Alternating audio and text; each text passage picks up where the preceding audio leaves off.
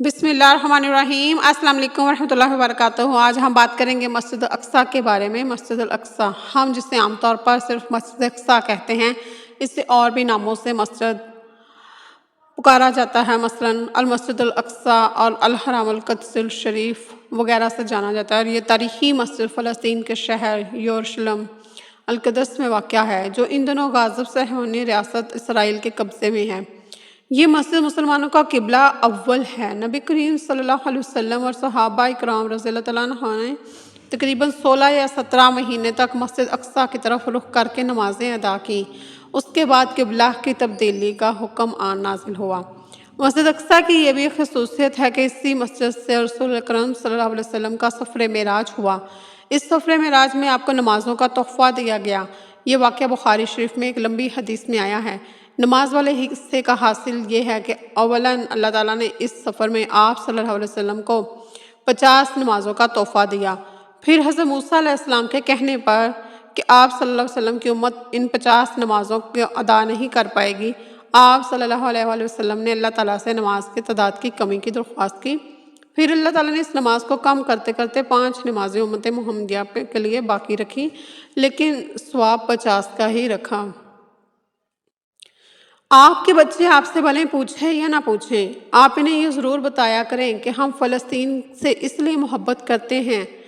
یہ فلسطین انبیاء علیہ السلام کا مسکن اور سرزمین رہی ہے۔ حضرت ابراہیم علیہ السلام نے فلسطین کی طرف ہجرت فرمائی تھی۔ اللہ تبارک تعالیٰ نے حضرت لوط علیہ السلام کو اس عذاب سے نجات دی جو ان کی قوم پر اسی جگہ نازل ہوا تھا۔ حضرت داؤد علیہ السلام نے اسی سرزمین پر سکونت رکھی اور یہیں اپنا ایک محراب بھی تعمیر فرمایا۔ حضرت سلیمان علیہ السلام اس ملک میں بیٹھ کر ساری دنیا پر حکومت فرمایا کرتے تھے۔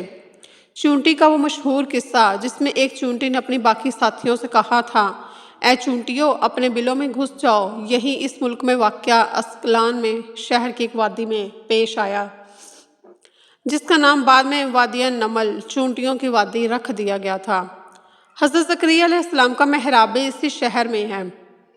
حضرت موسیٰ علیہ السلام نے اسی ملک کے بارے میں اپنے ساتھیوں سے کہا تھا کہ اس مقدس شہر میں داخل ہو جاؤ۔ انہوں نے اس شہر کو مقدس، اس شہر کے شرک سے پاک ہونے اور انبیاء علیہ السلام کا مسکن ہونے کی وجہ سے کہا تھا۔ اس شہر میں کئی معجزات وقوع پذیر ہوئے، جن میں ایک کنواری بی بی حضرت مریم کے بطن سے حضرت عیسیٰ علیہ السلام کی ولادت مبارکہ بھی تھی۔ حضرت عیسیٰ علیہ السلام کو جب ان کی قوم نے قتل کرنا چاہا تو اللہ تبارک تعالیٰ نے انہیں یہیں سے اسی شہر سے آسمان پر اٹھا لیا تھا۔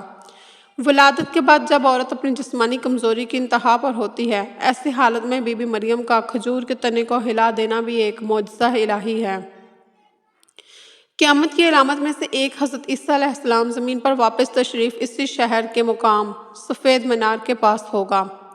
اسی شہر کے ہی مقام میں لد پر حضرت عیسیٰ علیہ السلام مسیح دجال کو قتل کریں گے۔ فلسطین ہی ارض محشر ہے، یعنی کہ کہا جاتا ہے کہ فلسطین کی ارض پاک ہی محشر کا میدان ہوگی۔ اسی شہر سے ہی یاجوج و ماجوج کا زمین سے قتال اور فساد کا کام شروع ہوگا۔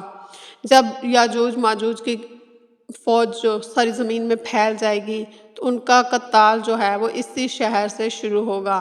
اس شہر میں وقوع پذیر ہونے والے قصوں میں سے ایک قصہ طالوت اور جالوت کا بھی ہے۔ طالوت اور جالوت 2 فرشتے تھے جن کو انسان کے روپ میں زمین پر بھیجا گیا تھا۔ فلسطین کو نماز کی فرضیت کے بعد مسلمانوں کا قبلہ اول ہونے کا اعزاز بھی حاصل ہے۔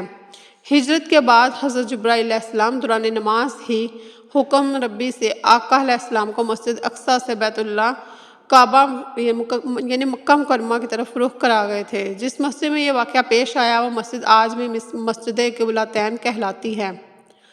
حضور اکرم صلی اللہ علیہ وسلم معراج کی رات آسمان پر لے جانے سے پہلے مکہ مکرمہ سے یہاں بیت المقدس فلسطین تشریف لائے تھے، اور ادھر ہی انہوں کو انبیاء علیہ السلام کی جماعت بھی کروائی، یعنی سارے انبیاء کو آپ نے نماز پڑھائی۔ سرکار دو عالم صلی اللہ علیہ وسلم کی اقتداء میں انبیاء علیہ السلام نے یہاں نماز ادا فرمائی۔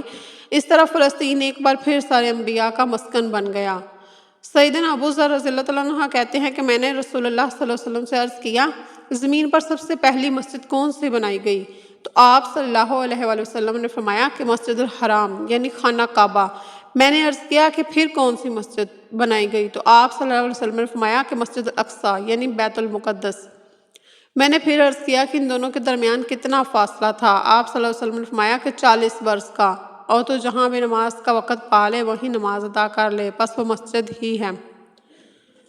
صلی اللہ علیہ وسلم وصال کے بعد حضرت ابوبکر صدیق کو ارتد کے فتنہ اور دیگر کئی مشکلات سے نمٹنے کے لیے عسکری اور افرادی قوت کی اشد ضرورت کے باوجود بھی عرض شام کی طرف آپ صلی اللہ علیہ وسلم کا تیار کردہ لشکر بھیجنا بھی ایک ناقابل فراموش حقیقت ہے۔ اسلام کے سنہری دور عمریہ رضی اللہ عنہ میں دنیا بھر کی فتوحات کو چھوڑ کر محض فلسطین کی فتح کے لیے خود حضرت عمر رضی اللہ عنہ کا چل کر جانا اور یہاں پر جا کر نماز ادا کرنا اس شہر کی عظمت کو اجاگر کرتا ہے۔